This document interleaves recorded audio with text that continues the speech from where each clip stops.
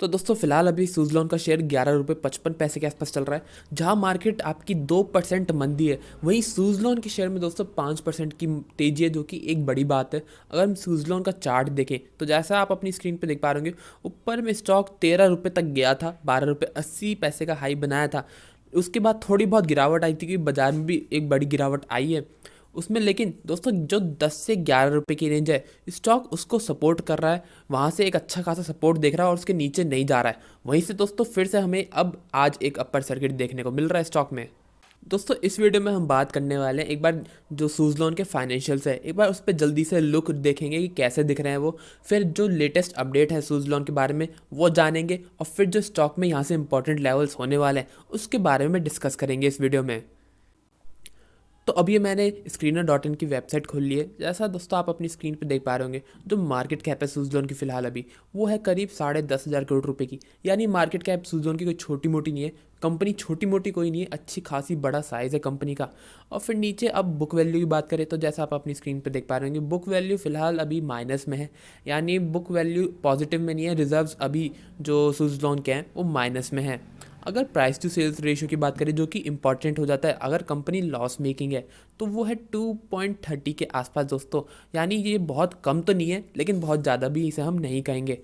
बात करें अब फाइनेंशियल्स की, तो जैसा आप अपनी स्क्रीन पे देख पा रहे होंगे, अभी दिसंबर के नतीजे नहीं आए। जैसे फिलहाल सितंबर 2021 के नतीजे थे, उसमें दोस्तों जो कंपनी का रेवेन्यू है वो हमें बढ़ते हुए दिखा था। जो पहले 1140 करोड़ रुपए के आसपास था, वो कहीं ना कहीं बढ़ा था और 1350 करोड़ रुपए हो गया था, जो कि एक पॉजिटिव चीज़ है। ऑपरेटिंग प्रॉफिट भी हमें बढ़ते हुए दिखा था, जो कि एक और पॉजिटिव चीज़ है कंपनी के लिए।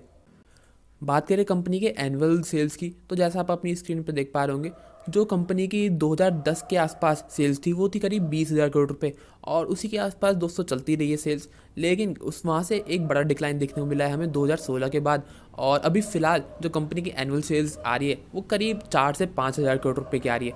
दोस्तों इसका रीज़न ये है, जो इतनी बड़ी डिक्लाइन देखने को मिली है पिछले काफ़ी 2-3 सालों में, 2-3 बार हमें सुज़लॉन में रिस्ट्रक्चरिंग देखने को मिली है। सुज़लॉन में जो जितना ज़्यादा कर्ज हो गया था, उसकी वजह से कंपनी बार बार बंद होने के हालत में आ गई थी। लेकिन उसको बचाने के लिए लेंडर्स ने रिस्ट्रक्चरिंग करी, नया पैसा डाला गया दोस्तों सुज़लॉन में, ताकि सुज़लॉन बचाया जा सके। सुज़लॉन क्योंकि रिन्यूएबल एनर्जी प्लेयर है और उसके पास बहुत ही सिग्निफिकेंट बड़ा मार्केट शेयर है विंड एनर्जी में, इसलिए सुज़लॉन एक सिग्निफिकेंट कंपनी है। और इन्वेस्टर्स को और जो लैंडर्स है उनको हमेशा होप रहती है कि अगर सुज़लॉन को यहाँ से सही से चलाया जाए तो सुज़लॉन एक अच्छी खासी दोस्तों टर्न अराउंड देख सकती है। इसलिए पिछले पिछले कुछ सालों में 2-3 बार जब भी ज़रूरत पड़ी है रिस्ट्रक्चरिंग करने की सुज़लॉन की, तो इन्वेस्टर्स और लेंडर्स सब ने मिलकर रिस्ट्रक्चरिंग में पुश किया है और सक्सेसफुल बनाया उस रिस्ट्रक्चरिंग को। और अभी फ़िलहाल फिर से रिस्ट्रक्चरिंग हुई है सुज़लॉन की, और काफ़ी सारे शेयर्स दोस्तों जो थे लेंडर्स के पास, जो लेंडर्स का लोन था उसको काफ़ी सारा शेयर्स में कन्वर्ट किया गया है, ताकि जो इंटरेस्ट कॉस्ट बनती है कंपनी को वो कम हो सके।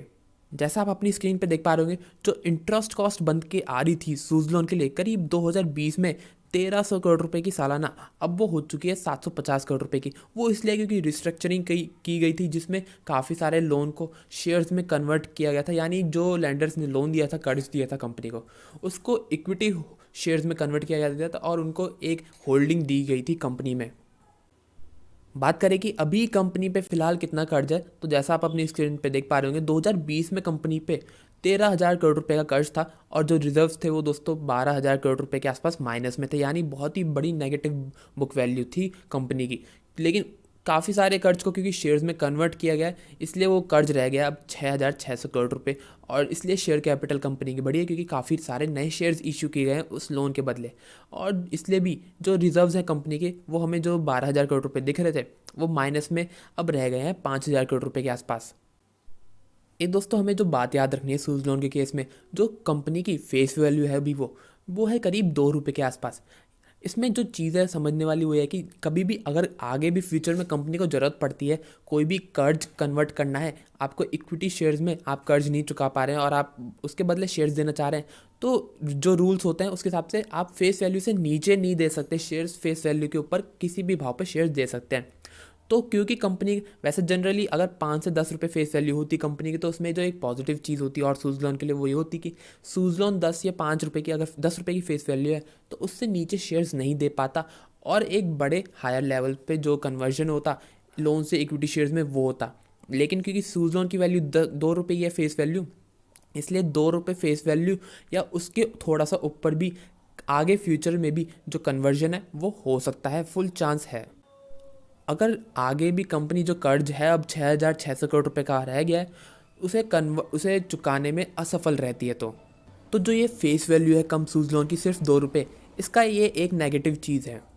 तो दोस्तों अब बात करें कि क्या लेटेस्ट अपडेट है सूजलॉन के बारे में।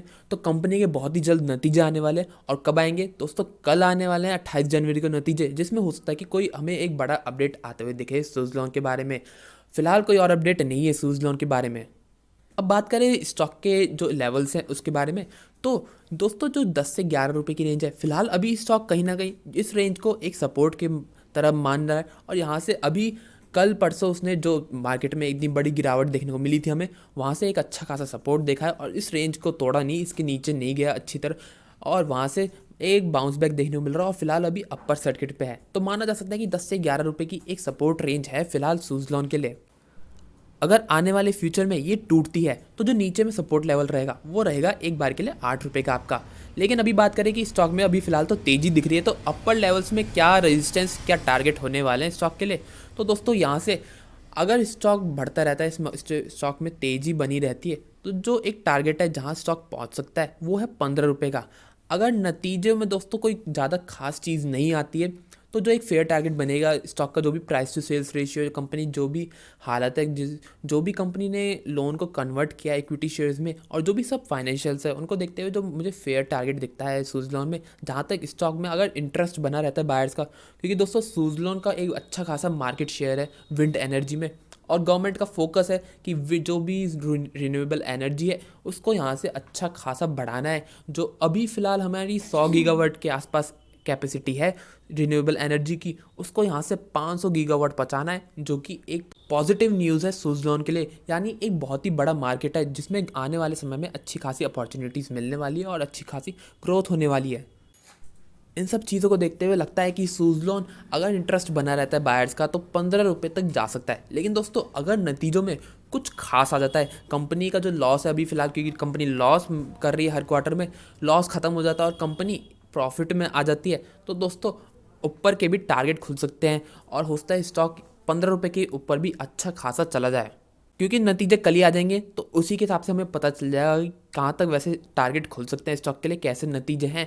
लेकिन दोस्तों जो अगर नतीजे इतने कुछ खास नहीं आते हैं दोस्तों, नतीजे सिंपल रहते हैं, तो जो एक फेयर टारगेट लगता है सूजलॉन के लिए जहाँ तक स्टॉक जा सकता है, या जहाँ पे आप अच्छी खासी अगर शेयर्स होल्ड करते हैं तो प्रॉफिट बुकिंग कर सकते हैं, वो है 15 रुपये का लेवल। 15 रुपये का लेवल एक साइकोलॉजिकल लेवल भी है, और यहाँ पे ऐसा लेवल है जहाँ पे स्टॉक एक अच्छा खासा रेजिस्टेंस फेस कर सकता है।